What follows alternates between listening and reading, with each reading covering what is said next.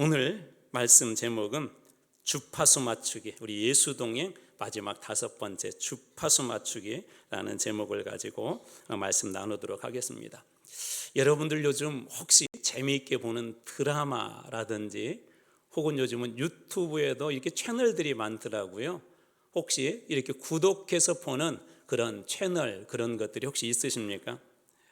아무리 좋아하는 그런 프로그램이나 드라마 혹은 채널이 있어도 거기에 우리가 주소, 요즘은 이제 주소, URL 이게 맞지 않냐면 아무리 내가 좋아해도 그 드라마나 내가 보고 싶은 컨텐츠를 볼 수가 없습니다.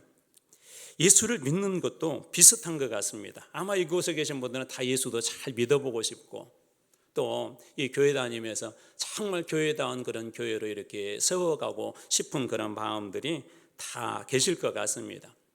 그런데 그때 우리가 생각해 봐야 될 것이 있습니다. 예수님께서는 지금 어디로 가고 있는지, 예수님은 교회에 대해서 무슨 생각을 하고 있는지, 예수님께서는 지금 정말 우리와 함께하고 계시는지를 고민해 봐야 한다는 것입니다. 왜 그러냐면 예수를 오래 믿었는데 아직도 하나님의 뜻이 무엇인지도 모르고 우리 하나님의 음성을 듣는다 그러니까 마치 막 옆에서 사람이 얘기하는 것처럼 그렇게 생각하시는 분들이 계시는데 교회를 다니긴 오래 다녔는데 하나님의 음성을 들어본 적도 없고 왜 우리가 교회라고 하면서 예수를 믿는다고 하면서 예수님의 제자라고 하면서도 왜 우리들에게는 그 예수님의 음성이 그렇게 들리지 않는 것일까요? 그 중에 하나는 영적인 주파수가 맞지 않기 때문에 그렇습니다. 오늘 본문의 말씀은 예수님께서 예루살렘에 입성하시는 그런 장면인데요. 오늘 말씀에 여러 종류의 사람들이 등장합니다. 이 사람들은 군중들도 있었고 나사로를 살렸던 그곳에서 보았던 또 다른 그런 사람들도 있었고 또 제자들도 있었는데 어느 누구도 예수님의 예루살렘 입성에 대해서 정확하게 그 의미와 그 뜻과 예수님의 마음을 이해하고 있는 사람이 없었다는 거예요. 불행한 사실은 뭐냐면 그 중에는 제자들도 있었습니다.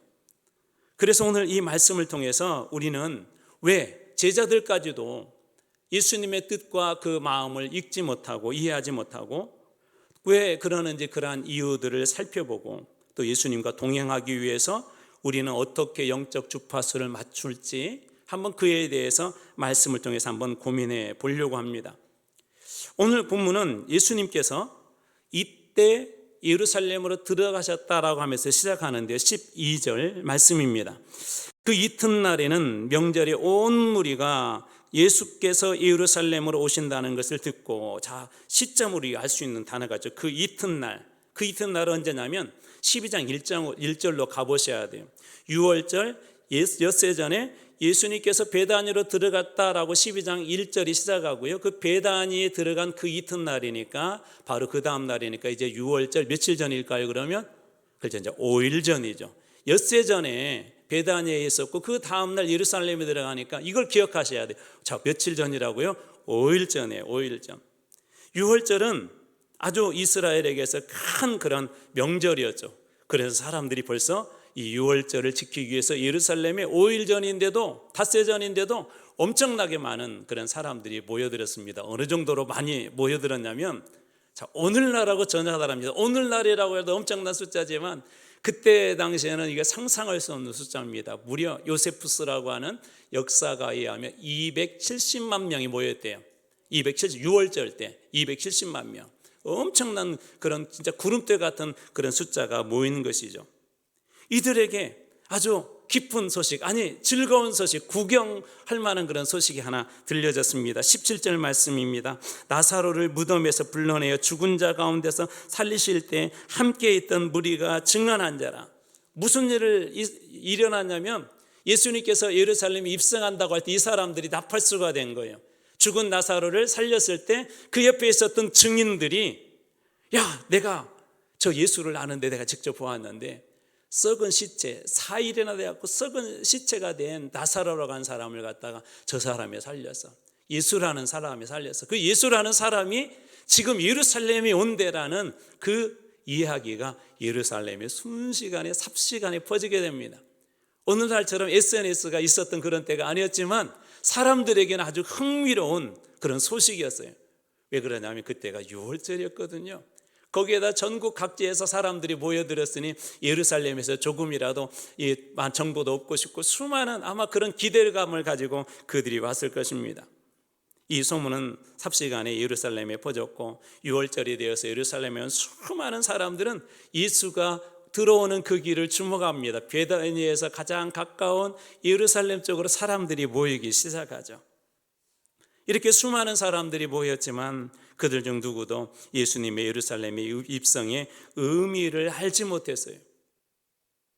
예루살렘에 입성하는 그거에 대해서 그들이 예수님이 오신데 이 나사로를 살린 그 사람이 오신데 그 사람이 마치 메시아 같은데 구약에 예언한 메시아 같은데 그런 분이 오신데 하며 사람들이 모여들었지만 어느 누구도 그 의미를 제자들까지도 알지 못했습니다.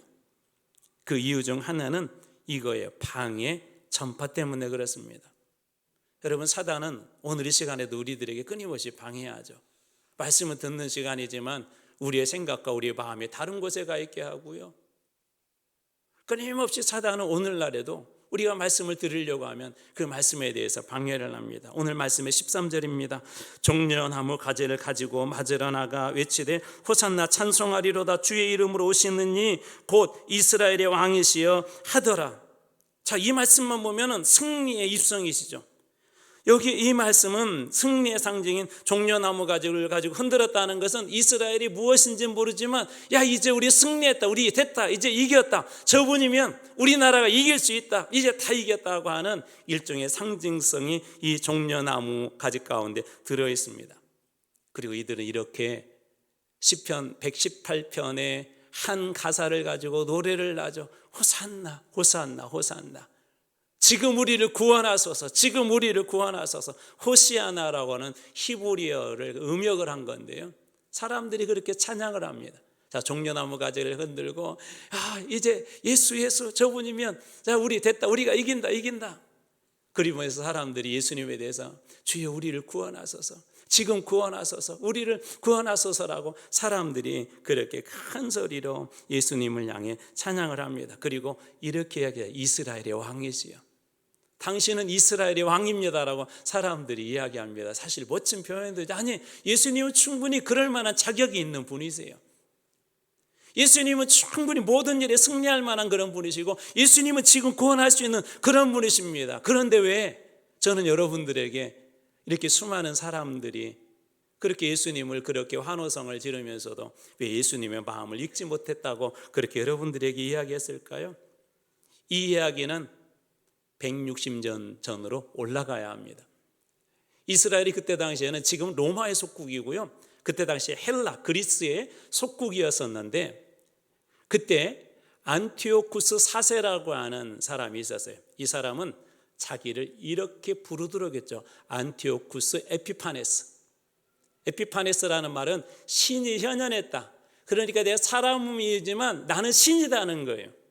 자기 스스로를 신으로 이렇게 격상을 시키고, 예루살렘에서는, 유대에서는 오직 하나님만이 유일한 신이시고 왕이신데 그 모신 곳이 성전인데 그 성전에 하나님은 다 치워버리고 그리스도의 대표적인 신 제우스 신상을 세웁니다. 성전에다가. 거기에다가 유대인들이 가장 부정하게 여기는 동물 하나가 있어요. 돼지죠. 돼지의 피를 갖다가 그 성전에다가 뿌려버려요. 성전은 어떻게 해요? 더럽힌 것이죠. 성전을 모독한 거예요. 그러자 유대인들 사이에 이렇게 반감이 일어나기 시작했고, 제사장 집안에 마카비라고 하는 사람이 있었는데 이 사람을 중심으로 소위 독립운동을 해요. 한 6년 7년 동안 독립운동을 하다가 마침내 이 독립운동을 성공을 합니다.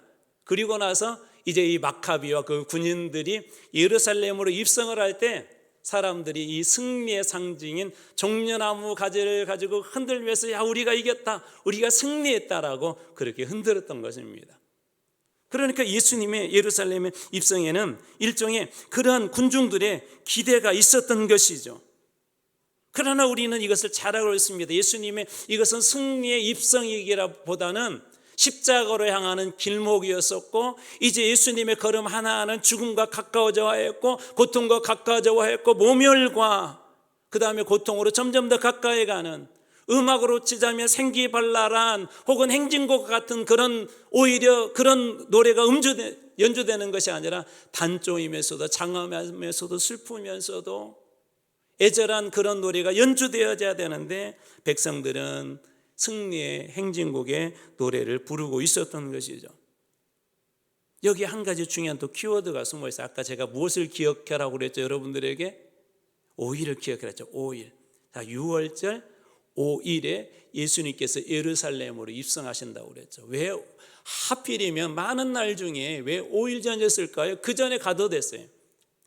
사실 대부분의 6월절을 지키러 온 사람은요, 그 전에 예루살렘에 도착을 합니다. 6월절 때 중요한 한 가지 예식이 있죠. 속죄의 제사를 드리는데 흠없는 제물을 드려야 됩니다. 흠없는 제물. 그래서 출애굽 당시에 너희들이 6월절을 지키려면 이렇게 지켜야 되라고 이렇게 이야기하고 있는 한 말씀을 여러분들에게 읽어드리겠습니다. 출애굽기 12장 3절 쉬운 성경으로 읽어드립니다. 이스라엘의 모든 무리에게 알려라. 이달 10일, 이달은 6월절은 우리로 얘기하면 이들에게는 신년 시작의 달이에요. 그 달 10일에 그래요. 6월절은 15일 날 지키는 거거든요. 근데 10일에 그렇게 이야기합니다. 그러면서 이게 5일 전이죠. 집집마다 양 한 마리씩을 준비하도록 하여라. 이 양은 무슨 양이에요? 속죄의 양이죠. 이 양은 속죄하기 위한 양인데 5일 전에 준비하도록 해요. 한 가족이 한 마리씩, 가족들마다 한 마리씩 흠없는 양을 준비해라. 이제 감이 오시나요? 며칠 전에 예수님께서 예루살렘에 들어가셨다고요? 5일 전에. 이건 그러니까 승리의 행진이라기보다는 예수님께서 죽으러 가기 위한 마치 어린 양을 5일 전에 미리 준비해서 5일 동안 무엇을 살피냐면요, 흠이 있는지 없는지 그걸 살핍니다. 왜냐하면 흠 있는 제물을 드려서는 안 되잖아요. 흠이 없는 제물을 드려야 되잖아요. 그래서 그때 이렇게 살피기 위해서 5일 전에 준비하는 거예요. 예수님은 바로 그 6월절 어린 양으로서 지금 예루살렘에 입성하고 있는 겁니다. 근데 백성들은 어떤 예수님을 지금 기대해요?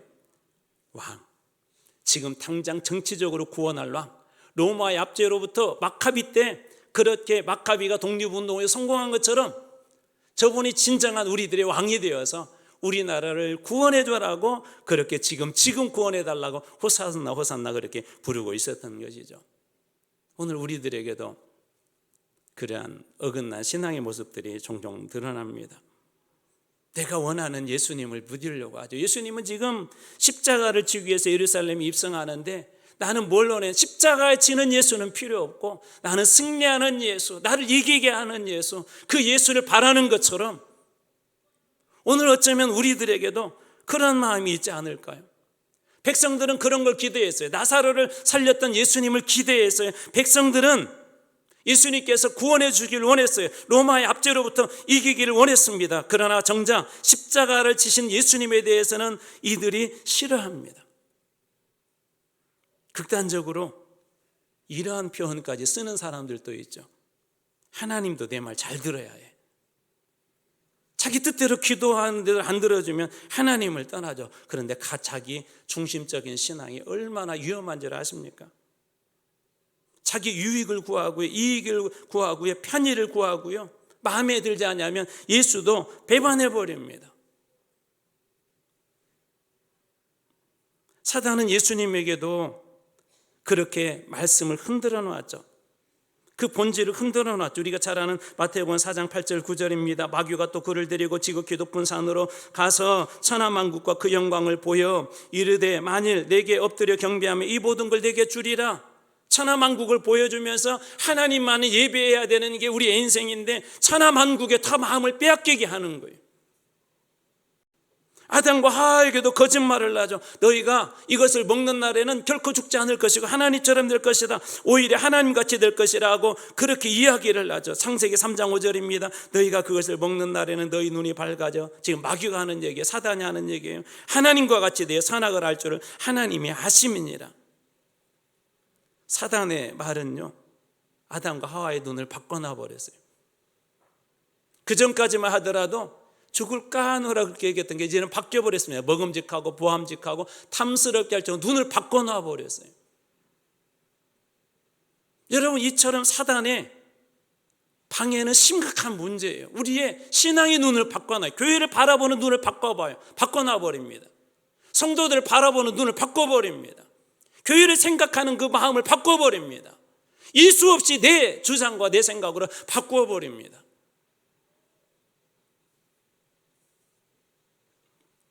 자기의 말을 멋지게 포장하여서 하나님 말씀보다 더 매력적으로 그렇게 속이는 자가 사단이라는 걸 늘 기억하셔야 돼요.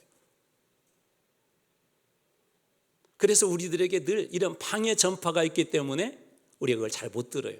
하나님의 음성을. 주변에 소음이 심하니까 잘 못 들어요. 그래서 두 번째 중요한 것이 있는데 말씀의 안테나를 잘 세워라는 거예요. 말씀의 안테나. 사람들의 환호성, 승리한 군대를 맞이한 것처럼 격한 그런 환영 중에 있었다고 그랬죠. 축구 경기나 혹은 운동 경기를 해보신 분들은 직접 해보신 분들은 알겠지만 옆에서 응원해 주는 사람이 있으면 힘이 나요? 힘이 안 나요? 힘이 나죠. 그래서 응원단을 이렇게 얘기하더라고요. 12번째 선수라고. 축구 경기에서요, 응원단의 12번째 선수래요. 응원을 잘 하느냐에 따라서 이 승패도 갈린다는 거죠. 자, 예수님이 예루살렘 입성하는데 막 사람들이 열광을 합니다. 예수님을 이 왕으로 지칭합니다. 당신님이 우리를 구원할 수 있으니 칭찬합니다. 찬양을 합니다. 높여줍니다. 인간 예수님의 마음속에 얼마나 그게 기뻤겠어요. 비난의 손가락보다는 그게 훨씬 더 힘이 나죠. 그런데 예수님 어떻게 합니까? 어디에 집중합니까? 14절, 예수는 한 어린 나귀를 보고 타시니, 예수님의 시선은 어디가 있었어요? 한 어린 나귀에 가 있었습니다. 군중들에 가 있지 않았어요. 그들의 소리에 가 있지 않았습니다. 한 어린 나귀에. 자, 그러면 이제 이 그림을 다시 한번 그려보죠. 사람들은 지금 승리의 행진, 개선 행진곡을 지금 빰빰빰빰빰빰 하며 사람들이 지금 부르면서 딱 그렇게 하고 있는데, 예수님이 승리의 장군이면 어떤 걸 타야 되죠? 명말을 타야 되죠. 멋진 말을 타야 되죠. 근데 나귀를 타고 이렇게 들어옵니다. 이걸 그림으로 그린다면 이렇게 표현할 수 있을 것 같아요. 오게티다. 오게티. 저도 몰랐는데 예전에 어느 사극을 참 감명 깊게 봤는데 그런 프로그램이 있었죠. 오게티 찾아내는 거. 어느 대감이 그럽니다. 여봐라, 목마르구나. 물 한 컵 더 오너라. 오게티를 찾아보세요. 컵은 영어예요. 오게티죠. 예수님께서 왕으로 입성하시면 그렇게 하면 안 되잖아요. 나귀 타시면 안 되잖아요. 그런데도 왜 예수님은 나귀를 타셨을까요? 바로 15절 말씀에서 그 답을 알 수 있습니다. 15절, 이는 기록된 바 시온에 따라 두려워하지 말라. 보라, 너의 왕이 나귀 새끼를 타고 오신다 함과 같더라. 기록된 바, 구약의 말씀 그 각주를 보면 바로 우리가 스가랴서 9장 9절이라는 걸 알 수가 있죠. 겸손하여서 나귀를 타시니 나귀의 작은 것 곧 나귀 새끼니라. 스가랴는 예수님 오시기 전에 500여 년 전의 선지자예요. 500여 년 전에 말씀했던 하나님의 말씀이 지금 누구를 통해서 이루어지고 있는 거예요? 예수님을 통해서 이루어진 것입니다. 만약 예수님이 사람들의 환호와 사람들의 인기와 사람들이 했던 그것에 빠졌다면 예수님은 이 말씀을 절대로 이룰 수 없었을 거예요. 심한 방해가 있을수록 내 인생에 두려움과 염려와 걱정과 나를 흔들리는 수많은 환경에 그런 것들이 있을 때, 여러분 그럴 때일수록 말씀의 안테나를 높이 세우시기 바랍니다. 말씀이 뭐라고 하시는가? 하나님의 말씀이 나에게 뭐라고 하시는가? 혹 기억하실 분들이 있을지 모르겠는데 요즘은 안테나 별로 안 쓰더라고요. 집에서 거의 다 케이블로 다 들어오니까. 저희 어렸을 때는 안테나가 정말 중요했어요. 조금만 틀어져도 안 나옵니다. 어느 엄마의 바다를 하는데 아는 분들만 들으세요. 보다가 바람이 불었어요. 막 비바람이. 이게 잘 고정이 되면 괜찮은데 비바람이 불면 이렇게 바람 불고 태풍 불면 이렇게 조금씩 틀어져요. 그럼 그거 안 나와요. 중요한 순간에 안 나오면 그 태풍과 비바람을 뚫고 한 명을 내보냅니다. 그리고 막 돌리게 하죠. 그리고 안에서는 조금만 더, 조금만 더, 왼쪽으로 아니 넘어가서 다시 오른쪽으로. 여러분, 하나의 드라마 보려고도 그 드라마 조금 놓치지 않으려고, 그 작은 시간 빼앗기지 않으려고 한 사람을 폭풍 속으로 내보내고, 그렇게 해서라도 잡아서 그 한 장면, 그 짧은 시간 놓치지 않으려고 여러분 그러는데, 여러분들은 하나님의 말씀에 대해서 어떻게 그 안테나를 계속 조정하고 있습니까? 어느 순간에 내 인생에서 말씀이 사라져버릴 때 그렇게 하고 있냐는 것입니다. 대구에 한 교회 백장로님이라는 분이 계시는데, 이 가정에 자녀들이 나중에 한 100여 명이 넘었어요. 100여 명이. 근데 한 명도, 여러분 100여 명이 넘는데 예수 안 믿는 사람 몇 명 나올 뻔 하잖아요. 한 명도 빠짐없이 진짜 명문 가문이 된 거예요. 그 자녀들의 또 그 자녀들의 자녀들까지 5대까지 이렇게 쭉 살펴봤는데 5대가 모두 다 교회를 다니고요. 목사가 되고 장로가 되고 의사가 되고 교수가 되고 또 막 법관들도 나오고. 이 장로님이 중요하게 하나 끝까지 붙잡은 게 있었대요. 이분이 6.25 때도 가정예배를 놓치지 않았대요. 같이 예배드리고 기도하고. 자녀들에게 전쟁보다 더 무서운 것은 우리가 신앙을 잃어버린 것이다, 예수를 잃어버린 것이다. 매일매일 그렇게 예배드리고 그렇게 했다는 거예요. 그래서 장로님이 훗날 이런 고백을 합니다. 우리 집안의 복은 머리가 좋아서도 재산이 많아서도가 아니라 가정을 성소로 지킨 예배였다. 우리 가정의 복은 늘 예배드리고 말씀 가운데 하나님의 뜻이 무엇인지 늘 그렇게 바라봤던 것이죠. 이제 다음 주일 지나서 그 다음 월요일부터 90일 묵상 프로젝트를 이제 시작하려고 합니다. 매일매일 몇 구절 말씀을 줄 거 아주 짧아요. 저는 그때 여러분들이 그 말씀을 읽을 때마다 여러분의 인생의 안테나를 조금씩 조정해서 하나님의 뜻을 발견하고, 그 뜻 가운데 힘들고 어렵지만 한 걸음 한 걸음 걸어갈 때 그 말씀을 통해 주시는 놀라운 복을 여러분들이 다 만나시길 주님의 이름으로 축원합니다.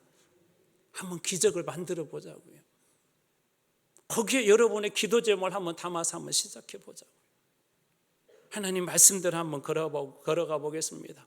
이 길이 힘들지만 한번 말씀의 안테나를 조금 더 민감도를 높여서 제가 한번 그렇게 들어보겠습니다. 그럴 때 말씀을 통해서 살려주시는 하나님의 놀라운 은혜를 여러분들이 만나시길 주님으로 축원합니다. 마지막 세 번째로 성령으로 민감도를 높여라는 거예요.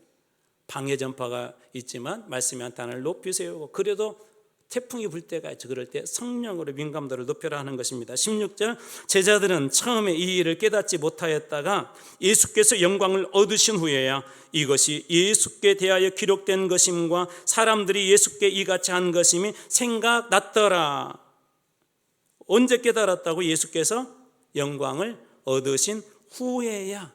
부활하시고 승천하시고 여기에서 영광을 얻으신 후라는 것은 이거예요. 예수님께서 보내시겠다는 성령을 보내신 그때 3년 이상을 제자들이 갇혀 있었는데도 예루살렘 입성의 의미를 몰랐고요, 십자가의 죽음의 의미를 몰랐어요. 그런데 그들이 비로소 깨달았던 게 언제냐면 성령 받고 나서 깨닫습니다. 그리고 그 예수, 저주받은 그 예수와 십자가를 전하는 일에 이들이 목숨을 걸지 않습니까? 성령은 어떤 분이십니까? 요한복음 14장 26절, 보혜사 곧 아버지께서 내 이름으로 보내실 성령, 그가 너희에게 모든 것을 가르치시고, 첫 번째 가르치십니다. 두 번째, 내가 너희에게 모든 말한 모든 것을 어떻게 할 것이다? 생각나게 하시리라. 생각나게 하시리라. 여러분, 성령은 말씀의 민감도를 높여줘요. 왜 말씀이 이런 뜻인지, 왜 하필이면 이 말씀을 나에게 지금 주셨는지, 왜 2026년 3월 29일에 이 설교를 왜 듣게 하셨는지 성령님은 그것을 깨닫게 해두십니다. 언제 성령 충만하죠? 몇 번 나눴지만 짧게 한번 나누도록 하겠습니다. 첫 번째로 말씀을 들을 때 성령 충만합니다.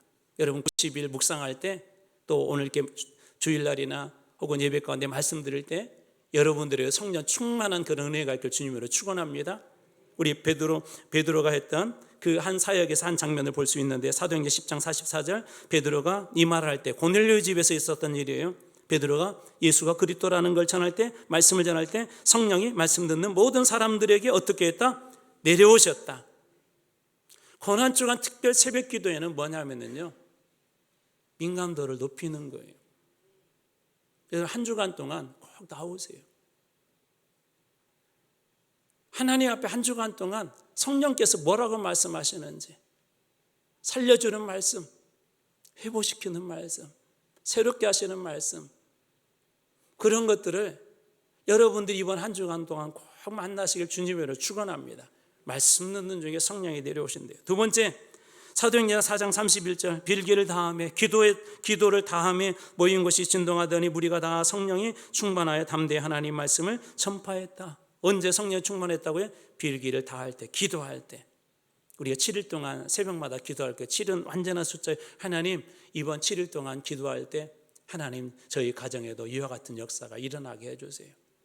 성령님께서 우리 가정의 주인이 되어주세요. 사실 힘들죠.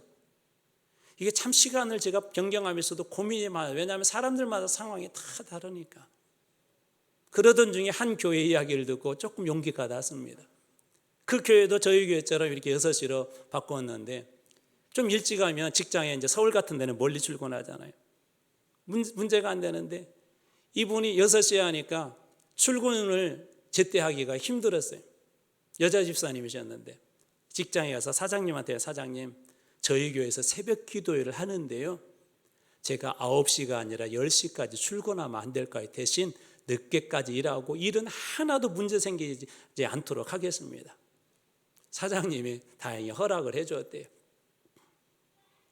근데 그 주간에 놀라운 일들이 일어났대요. 그동안에 회사에서 풀지 못한 중요한 계약권 하나를 계속 막 거기서 컴플레인을 거고 문제가 생기고, 근데 이분이 매일매일 새벽마다 가면서 하나님 제가 이렇게 하나님 앞에 새벽 기도 드리고 작정한 이것 때문에 하나님이 정말 살아계시고 내가 이렇게 오히려 하는 것이 회사에게도 득이 된다는 거 하나님 보여줘야 되지 않겠어요? 이분이 그런 기도를 하셨는가 봐요. 컴플레인 걸고 계약을 이걸 꼭 해야 회사가 지금 사느냐 죽느냐에 그것에 걸려 있는데 이분이 마지막에 몇 가지 제안서를 조금 바꿔서 다시 했는데 그 주간에 그게 통과가 된 거예요. 회사가 살아나는 놀라운 역사들이 일어나는 거예요. 지금 남의 얘기니까 별로 은혜를 안 받는 것 같아요. 절박해 보셔야 돼요. 절박해 보셔야 되는. 여러분 우리가 기도할 때 성령님께서 문제를 풀어주실 줄로 믿습니다. 성령 충만의 유익이 있어요. 첫 번째로는 우리가 잘 아는 말씀 사도행전 1장 8절 오직 성령이 너희에게 임하시면 너희가 무엇을 받고? 권능을 받고 말씀의 증인, 복음의 증인, 사랑의 증인, 힘으로 되지 않고 능으로 되지 않고 오직 나의 성령으로 되느니라. 저는 여러분들이 이번에 그 능력 받기를 주님으로 축원합니다. 힘들고 지쳐있는 분들이 다시 그 능력으로 일어서길 주님으로 축원합니다.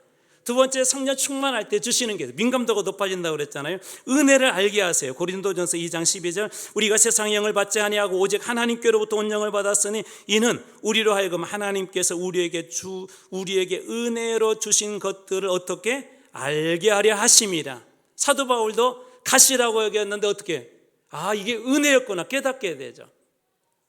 저는 여러분들이 이번 기도를 통해서 하나님이 주신 수많은 은혜들을 깨닫길 주님으로 축원합니다. 세 번째로 해석이 달라지고요, 하나님의 뜻을 알게 합니다. 고린도전서 2장 10절 오직 하나님이 성령으로 이것을 우리에게 보이셨으니 성령은 모든 것 곧 하나님의 깊은 것까지도 어떻게 하신다? 통달하시느니라. 성령은 마치 이런 거와 똑같아요. 잡음을 제거하고 우리의 주파수를 하나님께 똑같이 맞추게 하는 거하고 똑같습니다. 오늘 우리의 인생에도 두 가지 주파수가 늘 왔다 갔다 하죠. 하나는 예수님의 주파수, 하나는 군중들의 함성, 인기, 성공. 그런데도 예수님 어떻게 하셨다고요? 말씀의 주파수, 500년 전에 주셨던 스가를 통했던 그 말씀의 주파수를 맞추고 묵묵히 군마가 아닌 나귀 등에 올라타시죠. 오늘 여러분의 인생의 채널에는 무엇이 들려오고 있습니까? 여러분들은 어디에 채널을 지금 맞추어서 그 채널을 보고 그것을 여러분들이 소망하고 계십니까? 세상의 성공입니까? 아니면 물질입니까? 아니면 우리 주님의 십자가입니까? 오늘 말씀을 통하여서 이제 새롭게 시작하는 우리 고난주가 한 주간 동안 영적인 튜닝이 일어나서 여러분의 모든 주파수가 하나님과 동일하게 되어서 주님의 뜻을 알고 주님의 은혜를 알고 주님의 축복을 알고 주님의 권능을 깨달아 하는 고난주간 십자가의 길목에서 부활의 영광으로 모두 참여하게 되는 여러분들 다 되시길 주님의 이름으로 축원합니다. 기도하겠습니다.